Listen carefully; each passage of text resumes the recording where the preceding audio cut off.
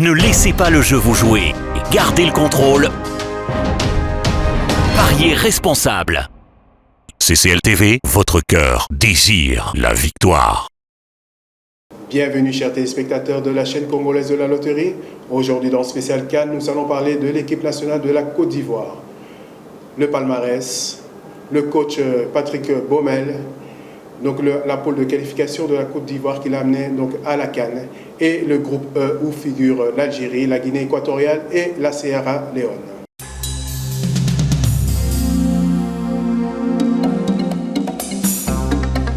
Le palmarès de la Côte d'Ivoire, c'est 2 victoires, 1992 et 2015, toujours face au même adversaire qui est le Ghana. Bon, en tout cas, c'est vraiment un contentieux entre les deux nations. On verra donc s'ils se rencontrent au Cameroun, qu'est-ce que l'issue va donner. Pourquoi? Parce qu'on dit souvent jamais 203.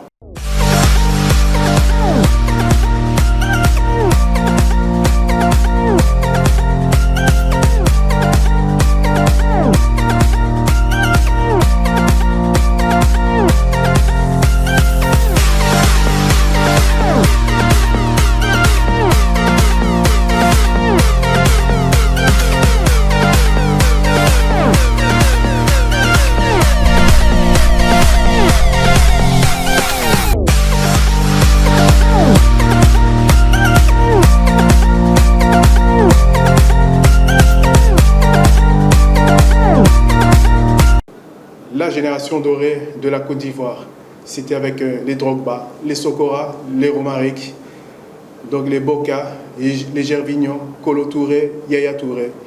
Oui, effectivement, donc, ils avaient une très grosse machine, en tout cas donc, par rapport à la Coupe d'Afrique des Nations. Et ils n'ont pas pu gagner la CAN, malgré donc, les bons joueurs qu'ils avaient dans leur effectif. Et alors, si je veux donner donc, une petite parenthèse donc, par rapport à cette équipe de Côte d'Ivoire, c'était M. Guillou qui avait une académie donc, en Côte d'Ivoire. Et ces joueurs de Côte d'Ivoire se sont retrouvés donc, à Beveren.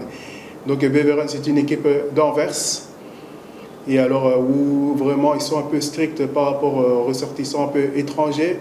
Donc cette équipe de première division donc, de Jupiler Pro League en Belgique, avait donc une équipe rien que des Ivoiriens pratiquement déjà. Il y avait 10 joueurs pratiquement ivoiriens et il y avait un joueur blanc, c'était Stepanovic, c'était un Serbe. Mais voilà, donc c'est là où commençaient donc vraiment donc, les Gervinho, les Romaric, les Boka, les Yaya Touré et les Kolo Touré. Donc c'est comme ça qu'ils ont fait leur écolage en première division, donc en Belgique. Et alors, ils faisaient vraiment du très bon jeu, donc il y avait une très bonne cohésion entre eux. Et M. Guillou se connaissait donc avec Arsène Wenger. Et de temps en temps, donc, Arsène Wenger venait voir les matchs. Et c'est ça qui a pu permettre donc, à Yaya Touré de voyager, donc d'aller donc, à Arsenal. Kolo Touré aussi était parti. Et nous avons eu aussi donc, des Gervinho. Donc, et après, par la suite, nous avons eu des Romaric et des Boka. Ils sont partis un peu partout, donc, et c'est ça, donc déjà quand ils avaient une très bonne cohésion. Et ça a aidé aussi donc l'équipe nationale de la Côte d'Ivoire, donc par rapport aux automatismes, par rapport à beaucoup de choses. Nous avons eu Didier Drogba, donc lui jouait en France, et puis après cette symbiose-là, on l'a regroupé, et c'est ça qui a formé donc une très grosse ossature au niveau de l'équipe de la Côte d'Ivoire.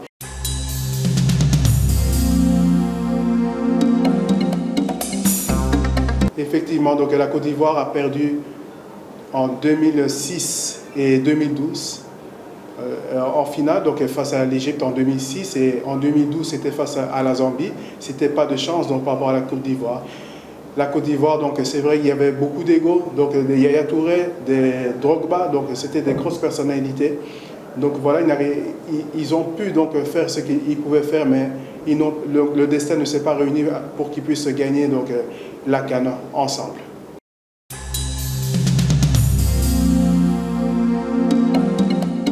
Par rapport aux joueurs emblématiques que nous avons donc pour la Côte d'Ivoire, nous avons Didier Drogba, 65 buts, c'est lui le meilleur buteur de l'équipe nationale de la Côte d'Ivoire. Et 135 sélections pour Didier Sokora. Donc félicitations donc, à eux donc, par rapport à leur palmarès et ce qu'ils ont fourni pour l'équipe de Côte d'Ivoire.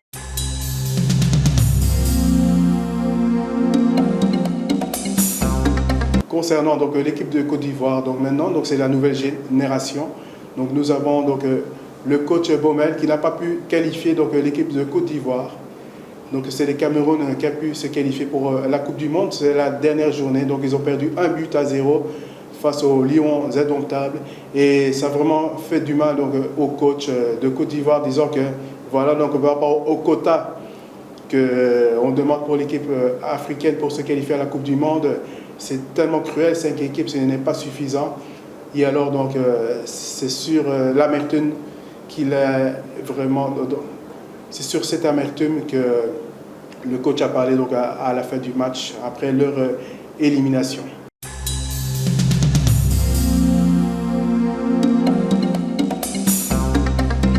Par rapport donc à l'effectif que M. Baumel a dans sa sélection, il a quand même Haller, c'est quand même 10 buts en Ligue des Champions avec l'Ajax Amsterdam et 10 buts en championnat. Donc c'est vraiment déjà donc, une force de frappe au niveau offensif pour la Côte d'Ivoire. Nous avons Nicolas Pepe aussi, qui est vraiment maintenant un figurant. À un moment donné, donc, il arrivait, il émergeait donc, à Lille. Et puis ce transfert qu'il a effectué donc, à Arsenal, donc, il n'arrive plus vraiment donc, à se retrouver. Concernant donc, les cadres, ils ont des cadres comme Gradel, Serge Aurier aussi qui sont là. Donc, il y a le gardien Gouou donc, pour l'équipe nationale, pour pouvoir encadrer donc, tous ces jeunes afin de pouvoir avoir de très très bonnes performances au niveau de la Coupe d'Afrique. Et alors, déjà mentalement, donc, ça sera un peu difficile. Pourquoi? Parce que la Côte d'Ivoire donc, sort sur un échec face au Cameroun. Et maintenant, ils vont devoir se relever pour pouvoir performer donc, par rapport à la Coupe d'Afrique des Nations. La Côte d'Ivoire est parmi les favoris donc, de la CAN.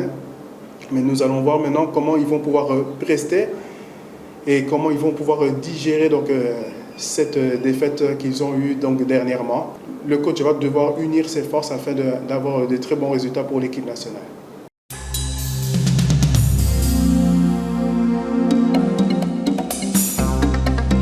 Concernant donc, la poule qui a amené la Côte d'Ivoire à la Coupe d'Afrique des Nations, donc c'était composé donc, du Niger, de l'Éthiopie qui avait battu donc, la Côte d'Ivoire, donc une surprise.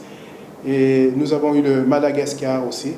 Et finalement, donc, la Côte d'Ivoire a pu s'imposer. Ils ont marqué 11 buts, 4 buts reçus et 13 points. Donc c'était déjà un bon ratio donc, pour la qualification. Donc ils n'ont pas figuré seulement pour gagner. Donc ils ont fait les choses qu'ils se devaient pour assurer donc, la qualification donc, par rapport à cette CAN.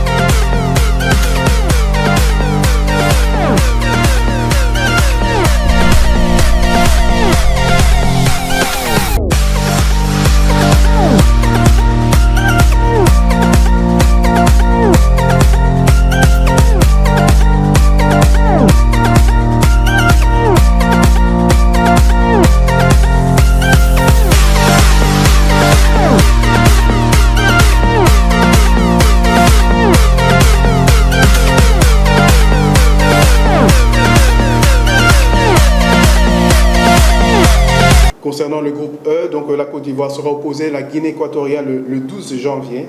Le 16 janvier sera opposé donc à la Sierra Leone et le 20, il sera opposé à l'Algérie. Ce sera vraiment un test de grandeur nature pour la Côte d'Ivoire, pour voir vraiment donc, si l'équipe est vraiment donc, efficace donc, en troisième journée. J'espère que pour la Côte d'Ivoire, ils seront peut-être déjà qualifiés ou alors déjà sur le pas d'être qualifiés.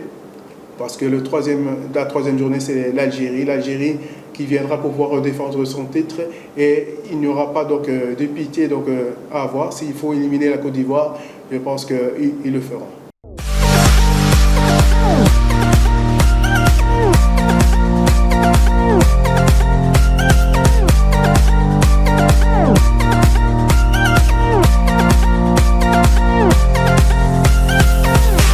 Et je mes voeux de meilleure année donc, pour 2022. Que cette année vous apporte beaucoup de postérité, de la santé, de la paix et beaucoup de joie. Et alors donc je remercie aussi donc M. Itouma qui est derrière la caméra, M. Idriss Kalombo, M. Platini, M. Caleb. Et aussi donc je salue toute la famille qui est en train de me suivre en cet instant. Donc je remercie aussi donc le révérend Moïse Lokemba, le diacre Messo, le pasteur Victoire. Et à nous revoir donc en 2022. Ciao, ciao.